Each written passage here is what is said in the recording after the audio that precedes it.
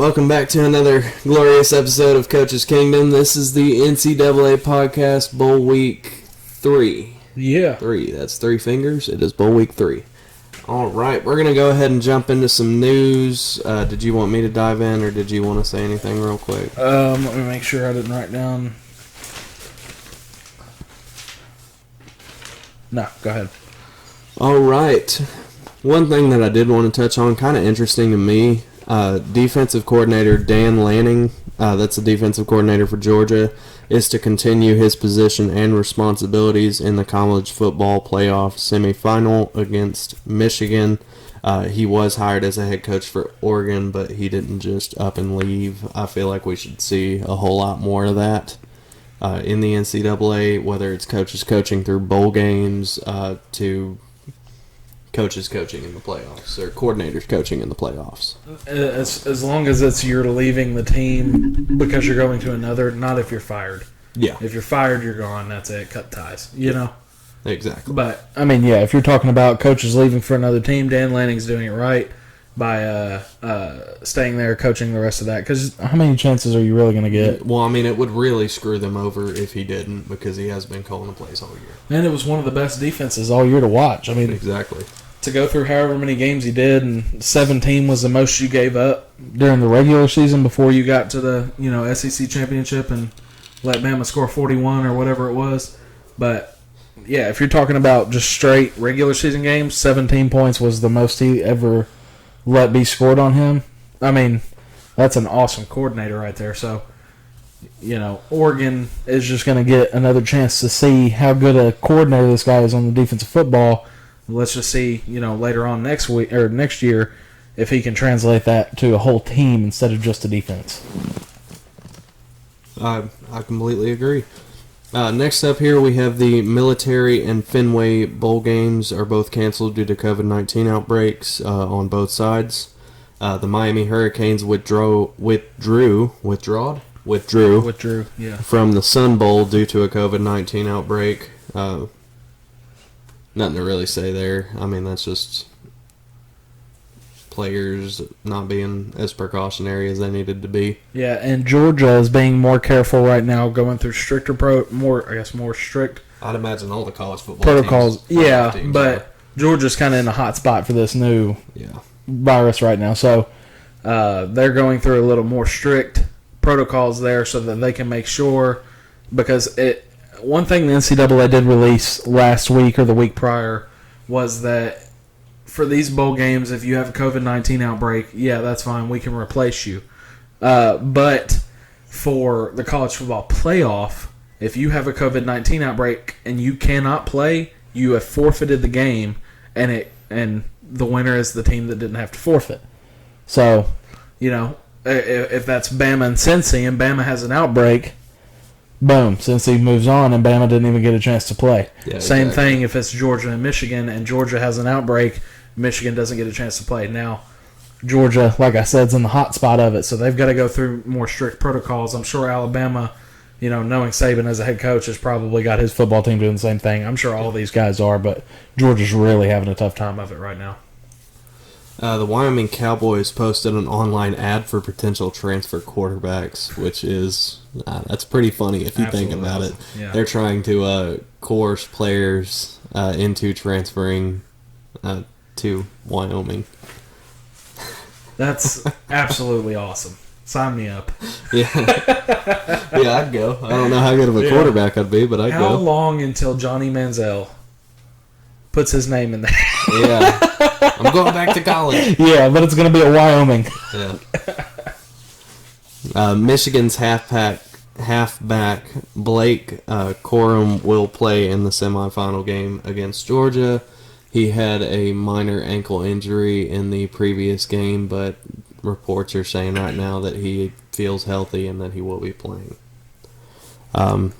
Texas A&M gets the number 1 overall recruiting class for the 2022 recruitment classes with 4 ESPN 300 commits on Wednesday, including the number 1 overall recruit defensive tackle Walter Nolan. Yeah, as of right now, though. So the early signing period has passed. There's another signing day, I want to say early February or late January. There's another signing day, and that's the main signing day. But really, all the players have signed with who they have already committed to by the early signing period. You get a few, those stragglers at the signing day. But right now, I mean, it's looking pretty good that Texas A&M is going to take the cake here. Yeah, I think they had number 1, number 17, something like that. Oh, yeah. Bama had number 3 and 4. Yeah, you're talking about a chance. I mean, a lot of players are going, okay, do I want to play Bama, LSU, or do I want to play for Bama, LSU? No, I'd rather go to the team that's going to beat Bama. So that's the bad thing about being the best team and for so long is that players are going to want to go somewhere else because they want to be on the team that beats you, that beats Bama, not the team that, kills all and you don't play till your senior year. Yeah. That's what a lot of players are really starting to figure out. Yeah, and then just so y'all know, if you didn't, the ESPN 300 is exactly what it sounds like. It is the top 300 high school players in the country ranked. Any other news or anything, anybody? No. I guess you can just go right on in, bro. All right, let's get into some bowl games. We're going to go the normal ones first, and then after that we will jump into the college football playoff games, the semifinals. First one, Wake Forest at Rutgers. Well, not at. Wake Forest and Rutgers. I'm taking Wake by a lot. I guess we'll do AJ last. Let him write it down. I'm going to go with Wake Forest here. I do believe it will be a lot. I thought since originally A&M was going to be in this game, the A&M was going to win.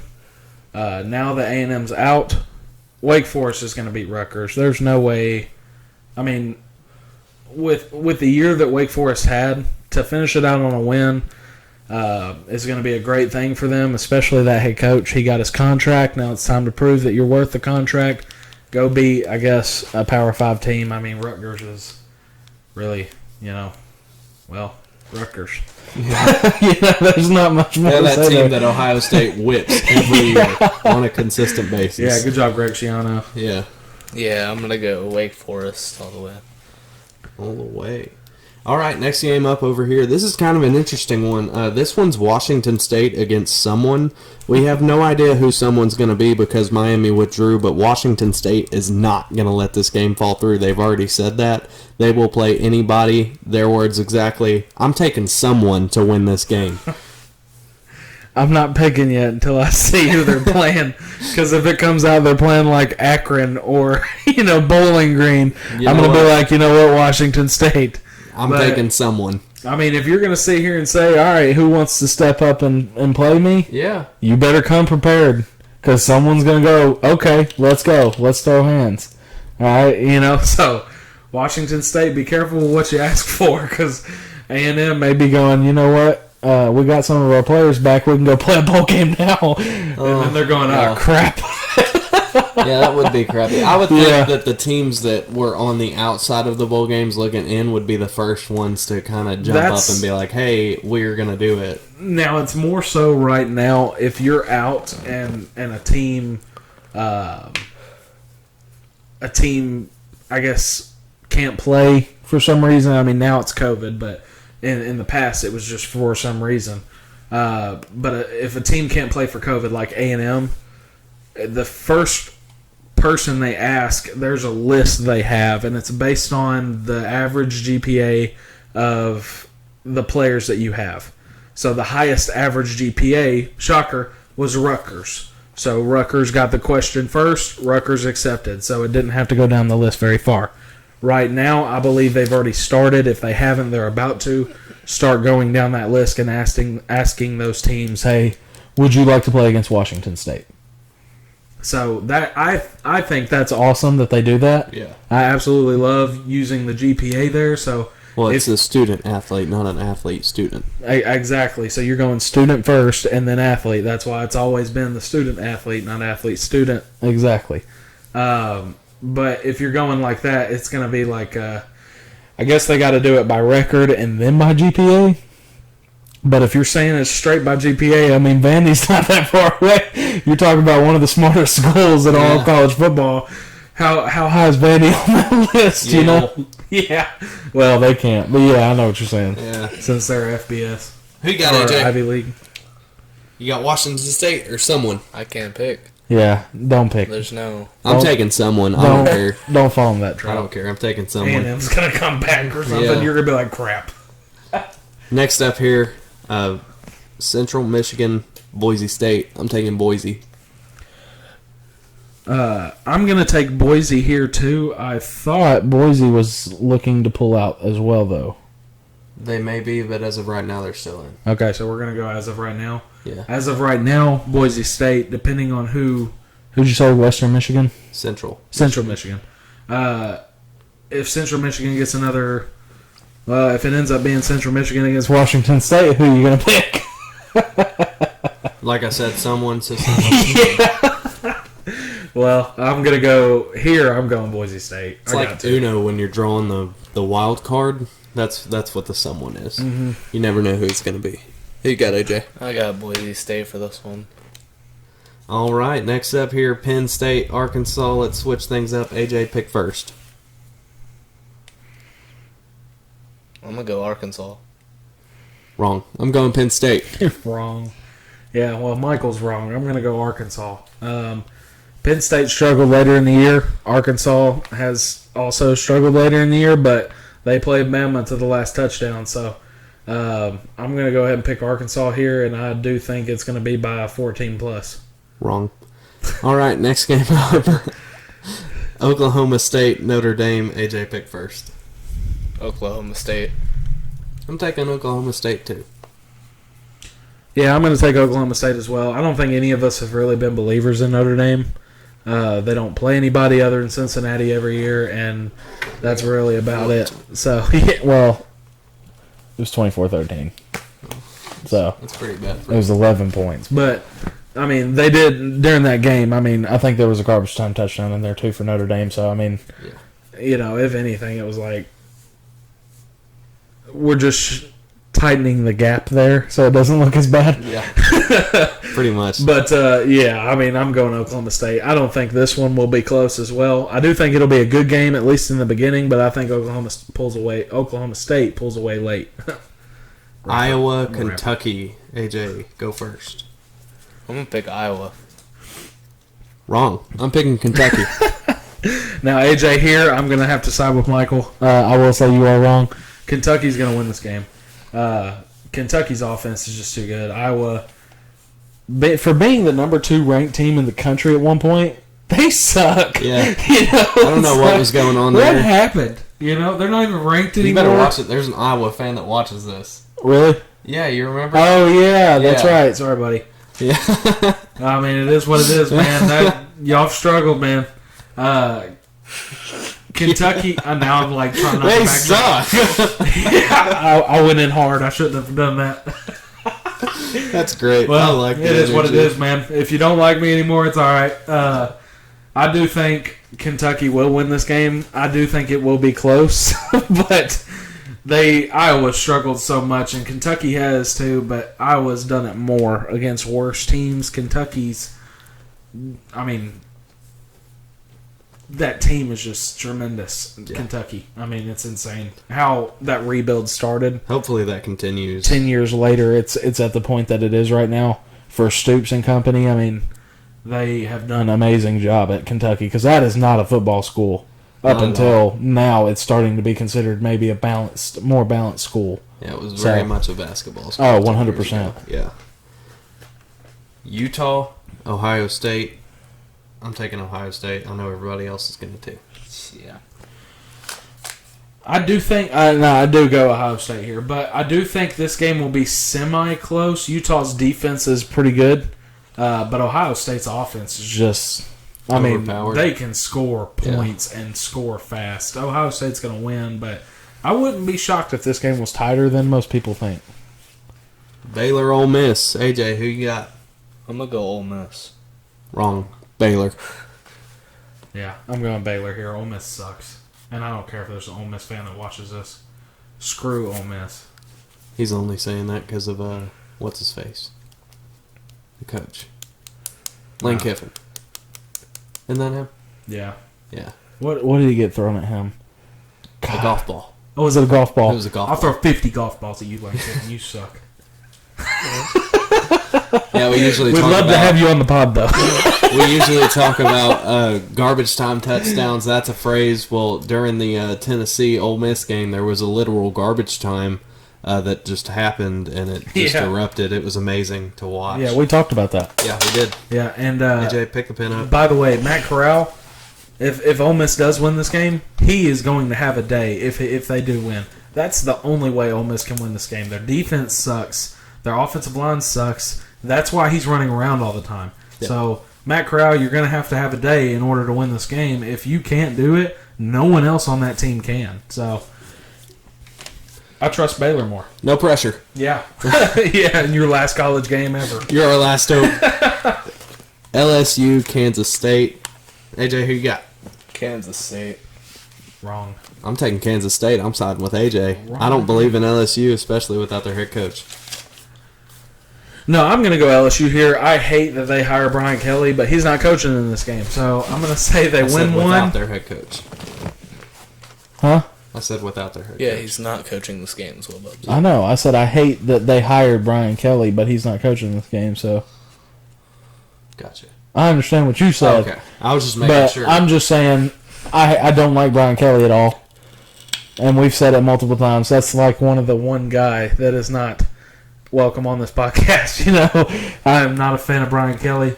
But I will say LSU has good players. They're an SEC school, so of course they have good players. But I really think LSU's going to pull this one out. All right. Now we get into the exciting talks. The college football playoff talk. Hit Georgia, Michigan first. We are in the semifinal week. We're going to start this out with the game that starts later that night. Georgia, Michigan.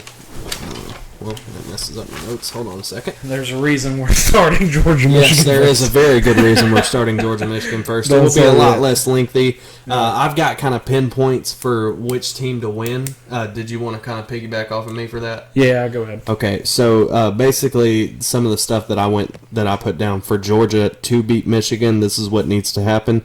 Georgia, you're going to have to play some defense. What you did against Alabama was unacceptable. Plain and simple. You got to draw that line in the sand. You got to come back and say, hey, I'm better than what I showed against Bama.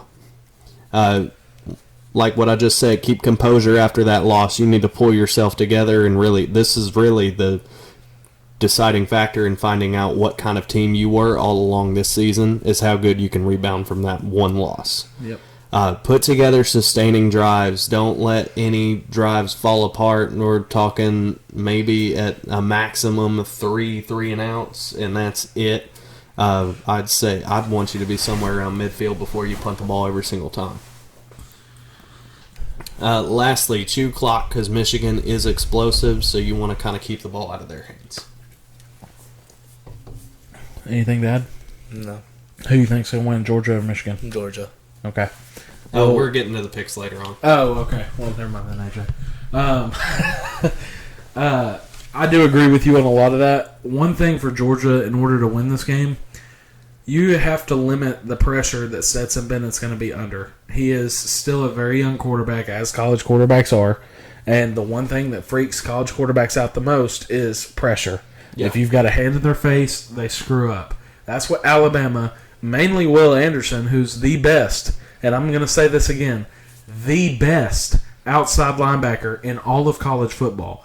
Will Anderson is the best, and he had done it, time and time and time again in the SEC championship game, and they could not stop him. Now, obviously, there are other players on Alabama's team that are really good, but mainly Will Anderson was back there all of the time.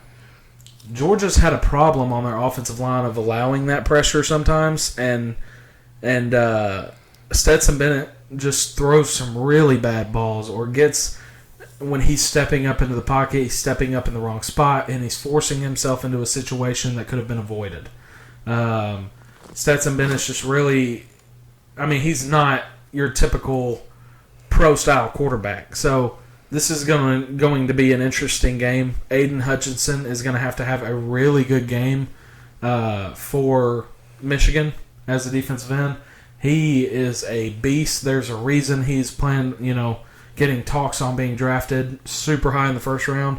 I believe I've been hearing news he'd be drafted top 10, and rightfully so. That dude is a beast. Should have been more up for consideration of the Heisman. So in order for Georgia to win this game, they have to limit turnovers. Yeah. And a lot of that comes with that pressure. So if you can stop Michigan from getting pressure, or at least slow them down a little bit, allow your receivers to get an extra 3-4 yards down the field, and maybe have a corner beat by then, So on the defensive side for Georgia, like you said, Michigan's explosive.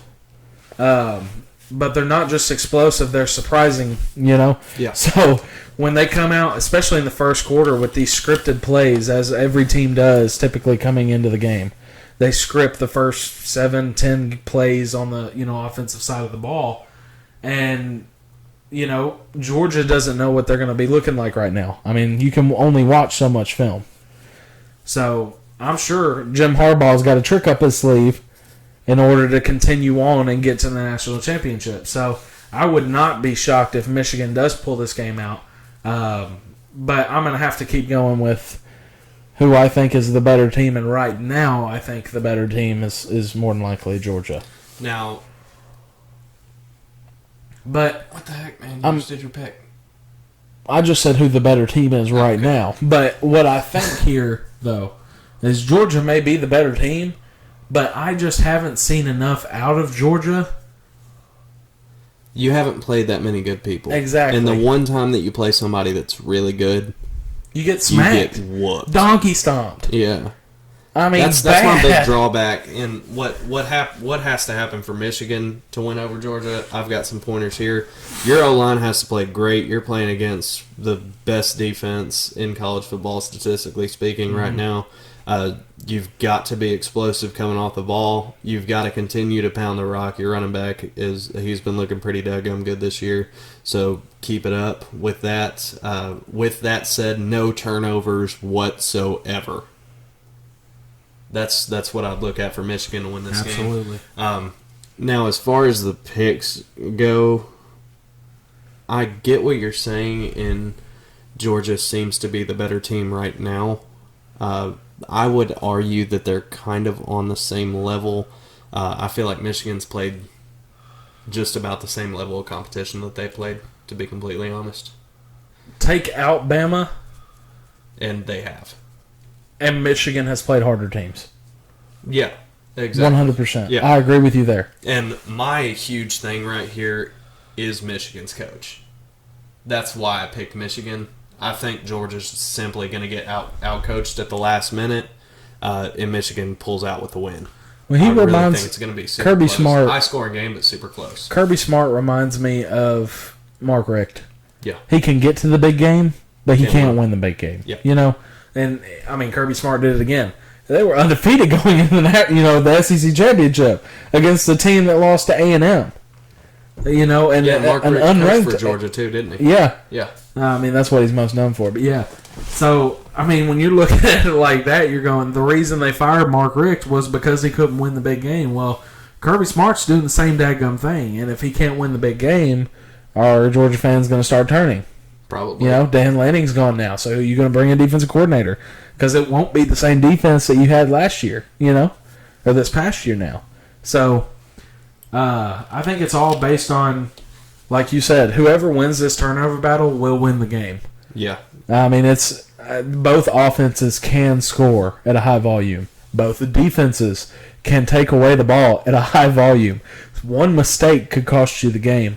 And in a game like this, you cannot force throws. You can't run with the ball, by your hip. You got to hold it high and tight because these players are going to be trying to rip it out now. Now, the only problem with that is you have to tackle. Like, Georgia's defense has to look like Michigan's defense has to look like a lot of the NFL defenses right now that are struggling with injuries. It has to be bend but don't break. Yeah. Allow the field goal, not the touchdown. So I think whoever kicks the most field goals is going to lose this game because they just could not get in the end zone. Now, I don't really think there's going to be a lot of field goal kicking in this game. I do think this game is going to be high scoring. My score prediction and game prediction is 52-45 Michigan. Oh, so we're doing a score prediction here too? Yeah. I think I had written down.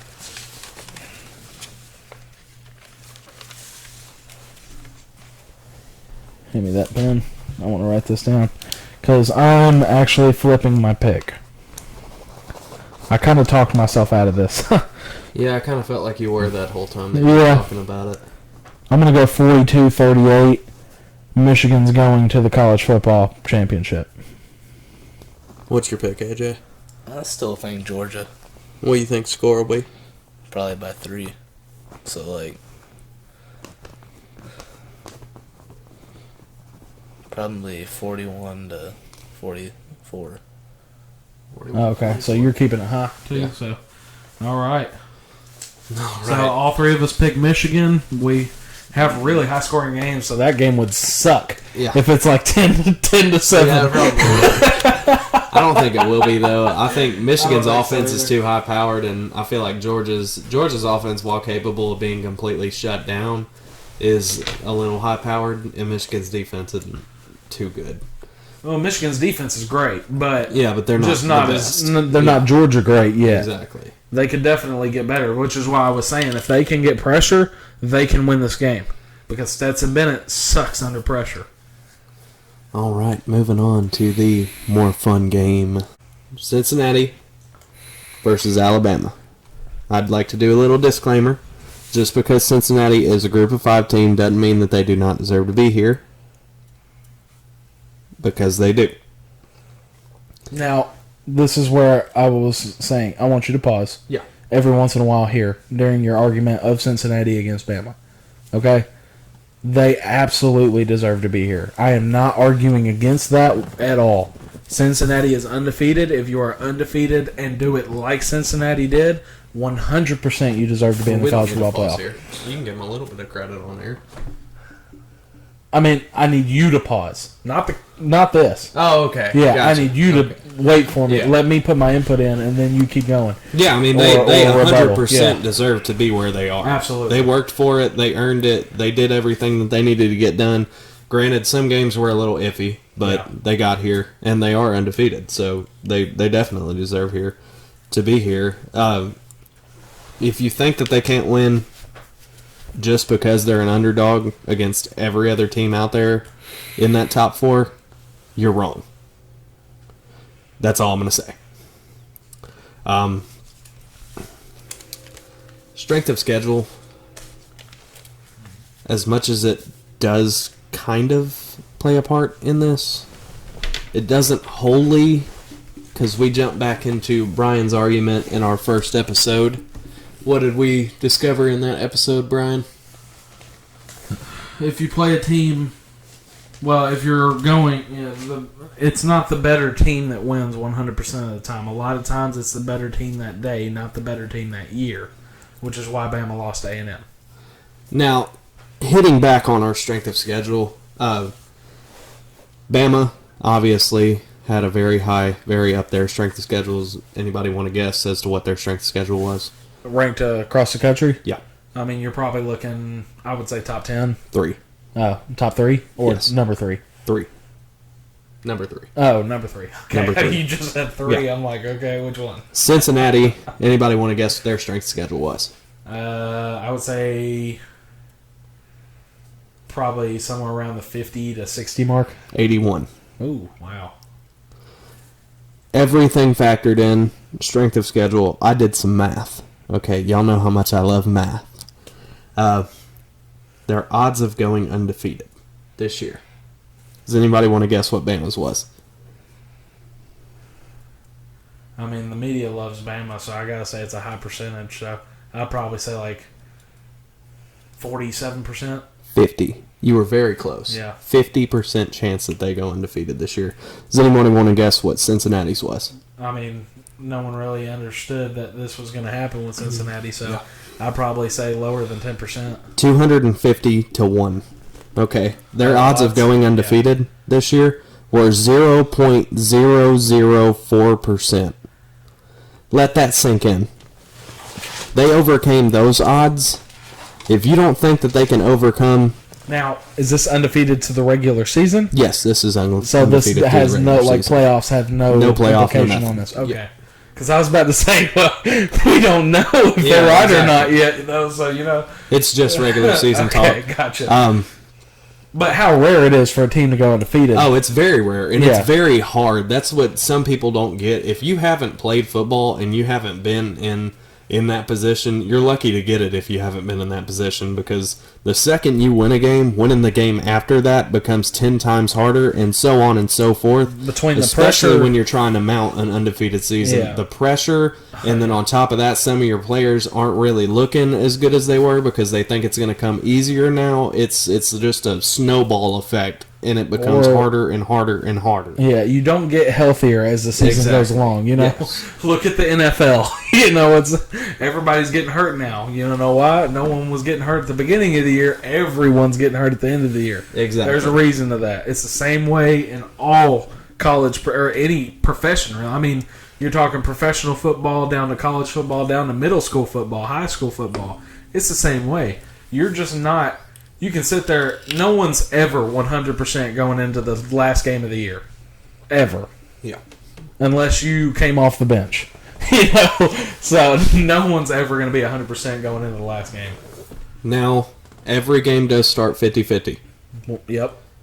Okay. So we are still going to go over what Bama needs to do to beat Cincy and what Cincy needs to do to beat Bama. Okay.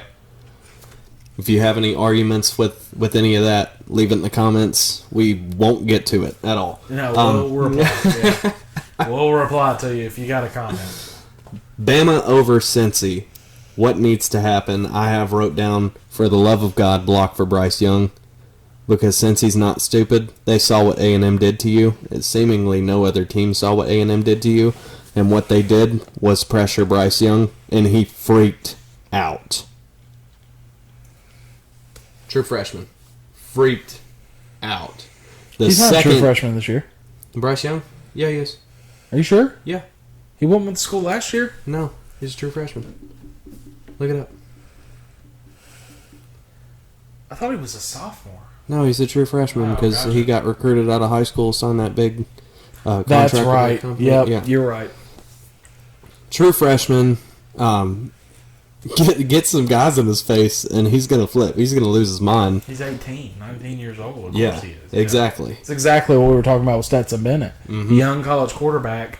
I mean, you just interior pressure, and for him, it's got to be. You've got to have that. I guess you call it a spy. Maybe I don't know if it needs to be a spy, which is like a middle linebacker, just kind of being his shadow. It is more of it is a contain issue. He doesn't like to run up the middle a whole lot. He loves booting it outside. So if you can catch them in a sprint pass situation and he's rolling to the right and your defensive end has contained really well and you force him inside, you can definitely stop that. So if you're going to let him run inside because you can stop the inside run. You cannot stop him when he's running down the sideline. You can't do it when he's on the edge. And this is a big game, huge game for this offensive line. This is a chance for you to show everybody, okay, we can keep Bryce Young with a clean jersey. You know, he's not going to have dirt on his jersey too much unless he dives for a first down or something. You know what I'm saying? So as long as it's not on his back where he's got the dirt, you're good. Bama's defense, they need to step up. Cincinnati, they are very explosive. So their defense definitely needs to step up. I would argue no turnovers for both teams in this case scenario, because more than often, whoever wins the turnover battle is who wins the game, period. Bama's going to want to chew a lot of clock to keep the ball out of Cincy's hands. The same thing... Well, no, I won't say the same thing applies to Cincy, but Bama needs to chew a lot of clock to keep the ball out of Cincy's hands because they are so explosive. And then, I mean, the second or the very last thing that I have to say is really just be Alabama. Be yourself and you'll come out with a win. Be who Alabama historically is and you will come out with a win. Yeah, I think defensively, it's a lot of what you had to do to beat Georgia. So Will Anderson's going to have to show up and going to have to do good. He's a sophomore defensive end for Bama. I mentioned him when we were talking about the Heisman. This kid deserved talk about it. This kid is, again, the best defensive end in all of college football. And nobody is really talking about him all that much. But, I mean, he's a beast. I mean, leveling tackles. And it's not just, I'm not just talking about pass rusher defensive end. I'm talking about all around. Run stop, contain, zone. You know, it doesn't matter what he's asked to do. He does it and at an NFL level. So, Will Anderson's going to have a huge game. I think 100%, you're 100% right on the turnover battle, but I think with the way Alabama's defense is, if they come out to play like they have in the past, you know, no one knows how they're going to come out and look. Yeah. So if they come out to play like we expect them to, then Alabama can lose a turnover and be fine. But multiple, if you lose the turnover battle by 2+, this game just got a whole lot more interesting. Well, my biggest thing here is that Bama's defense really needs to step up because you look back at Bama's regular season play, they let some mediocre teams put up a lot of points on them. I agree.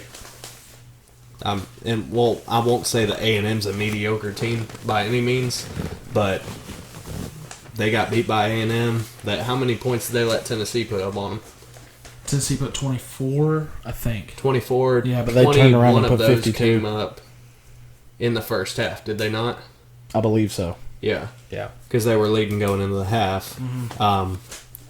There were multiple other games where they let those teams get rolling. Oh, I've got it right here. I've written them down. So, okay. Cincy was close, and by close, I mean within 14 points with two teams. And I didn't count Notre Dame because that was an impressive win. Yeah. So Notre Dame they were close with 24-13. Navy 27-20 and Tulsa 28-20. That's unacceptable. You can't have that football team play Alabama. You can't do that. If you do, you're going to lose and lose by a lot. Now, on the flip side, Bama, 5 teams were within 14 points. Florida, 31-29 at the beginning of the year when Florida was decent. A&M, they lost 41-38. LSU, 20-14. Arkansas, 42-35. And Auburn, 24-22, which I can argue for the LSU and Auburn game. Those are always tough games for Alabama, so I can argue for that. But as far as like Arkansas, A&M's loss, that can't happen. If that team, the team that played A&M comes out, this game's going to get interesting between Alabama and Cincy.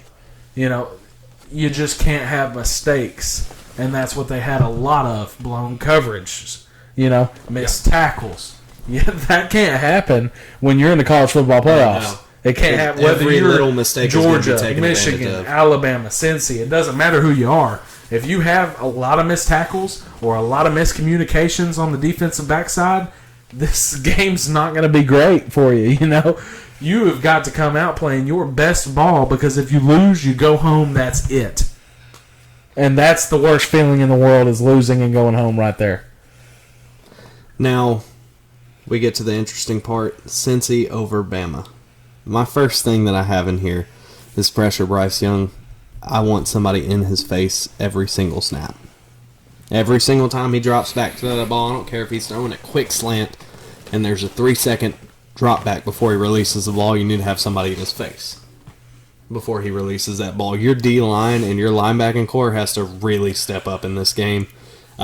Second thing that I have here is trust in the secondary. And really what I mean by that, then this will be a huge factor in this game. Sauce Gardner. Have you heard the name? Yeah. Okay. I would argue to say he is definitely one of the best corners in college football right now. He's the starting corner for Cincinnati. 1,008 career snaps, 0 touchdowns allowed. That's insane. Do you have the target numbers? How many times he was targeted? I don't know if I think 1,008 was the target number. No, that's got to be the snaps. There's no way he was targeted 1,008 times. Probably not. No, No. no, it's not. You know how many times you got to be? I mean, they had to have been throwing it all game, every game it saw. You know. Yeah, it's not. So, but I would argue to say that with a corner, I feel like the target number for it being lower for me would be better. well, that's what we're coming across. Honest, Not to transition to the NFL. If they're targeting you less as a corner, then that means that you're covering your guy better, right? True. Now, like I said, I don't want to transition too much into the NFL here, but we've been talking about Trayvon Diggs, right? Yeah. And he's a prime example of this.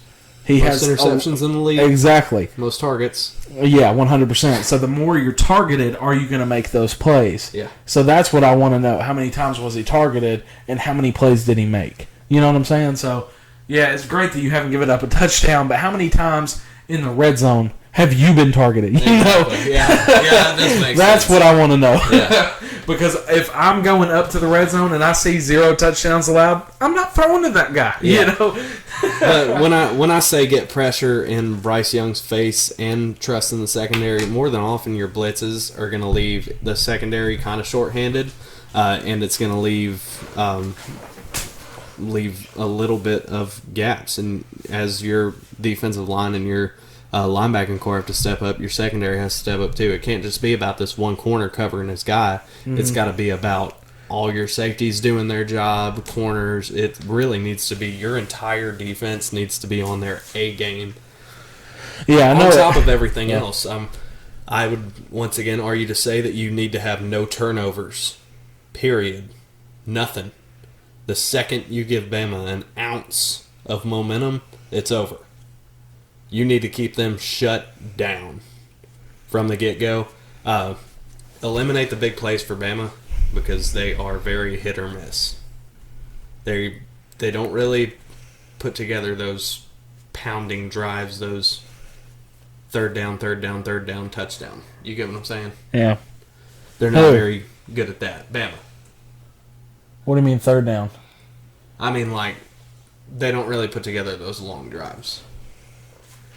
Let's go to a statistic I wrote down real quick. Total offensive yards. Yeah. Okay. Bama 6th. Cincy's 50th. Okay. Now, in points wise, Cincy was better per game, 38.8. Yeah. So take that what you want from it. But Bama first downs. So this is your long drives, first downs. Yeah. Right? Bama's 10th in the NCAA out of 132 teams. Cincinnati's 54th. First downs, Bama's great at extending it. You want to know why? Because they've got one of the best running backs in the NCAA. Brian Robinson Jr.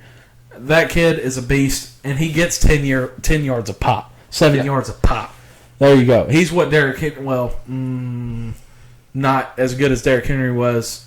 You can say that's biased or not, but looking at statistics, he's not Derrick Henry. He's not Mark Ingram. He's his own self, but he is very strong. If you hit him at the line of scrimmage, he's falling 3 yards. You know, this kid is really good. Now, are they going to be able to throw in the slant pass to Mechie, or are they going to have to go deep against Cincy? Wherever the advantage is, they're going to take it. Yeah. I feel like whoever has the most first downs in this game is going to win this game because this is going to be a real time of possession game. If Bama can get a lot of first downs, which 10th in the NCAA, I'd say they can. If they can get a lot of first downs, then yeah, they're going to win this game.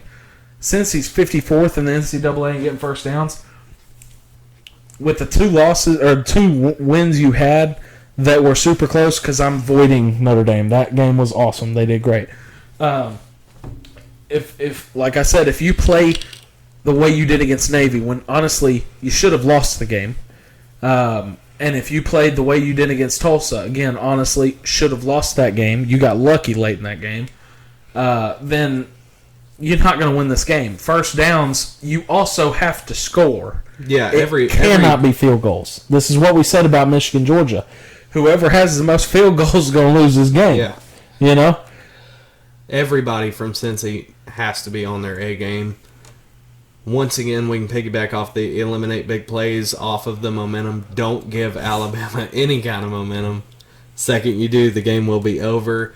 The very last factor that I have in here is minimize injuries. If you're Alabama, you have 4-star recruits 3 deep in every position, ready to jump up and take somebody's spot for good. If you're Cincinnati, you've got 2-star recruits 3 deep, every position, ready to jump up and try to take somebody's spot. That's really what it boils down to there. Your injuries, y'all are going to have to keep on fighting and fighting and fighting to win this game. Yeah, I will say, Bama, if you're Cincinnati, you're looking like if I'm Luke Fickell, the head coach for Cincy, I'm going, don't hurt nobody from Alabama, because if you do and he turns out to be a future Heisman winner, I'm going to be pissed. Exactly. At least we know what we're going up against this way. We've watched film on him. I don't want the guy in the back of the room coming up being a future Heisman Trophy first-round pick. I don't want him coming to play this game because we're only in it this year. Bryce Young goes down. The next guy up is throwing for 500 yards in that game. Exactly. Yeah, you want Brian Robinson. You don't want the guy behind Brian Robinson. Because you have no idea what he's capable of. Yeah. That's funny. But, yeah, it's not impossible that Cincy can win this game. I feel like if it's a high-scoring game, Alabama's going to win. If it's a low-scoring game, I feel like Cincy has a chance. I'm not going to say it's going to win. It has a chance. If it's high scoring, Bama's going to beat you. Now, one wild card that comes to this game is that there's really no dead comparison of the two teams because they play completely different. Yeah. In terms of one's a group of 5 and one's an SEC school.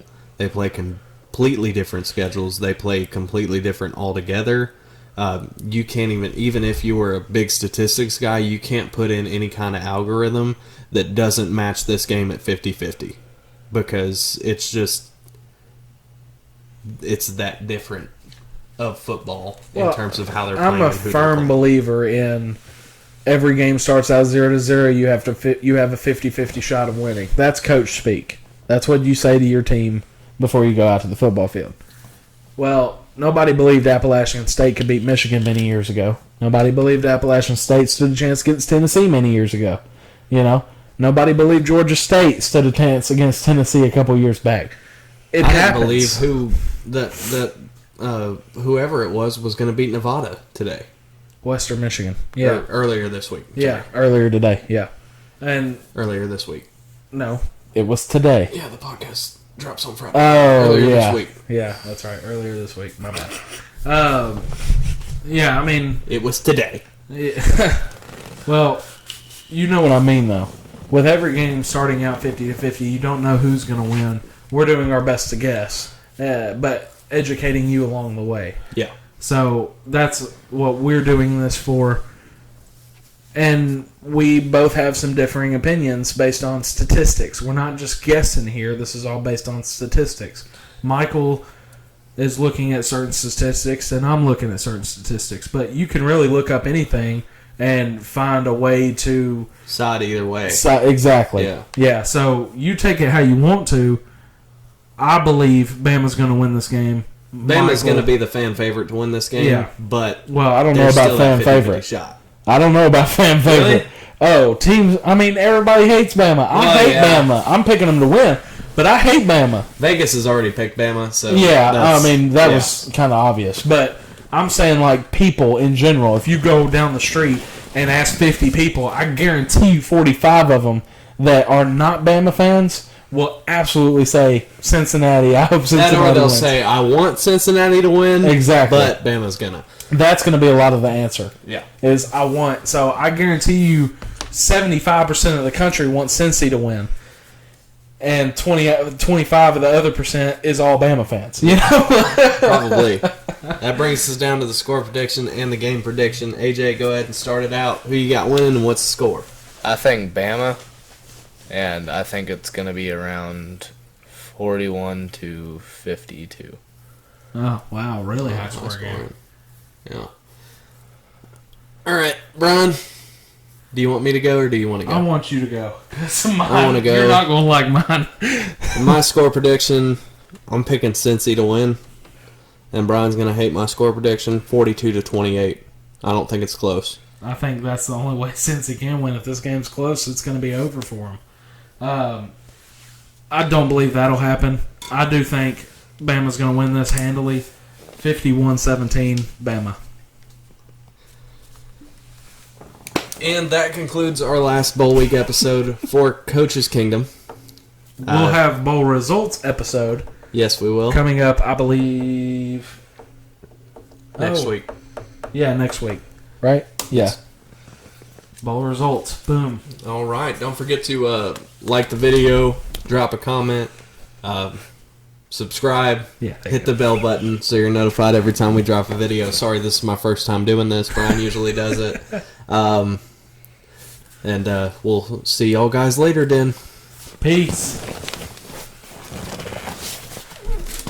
Bama, Georgia.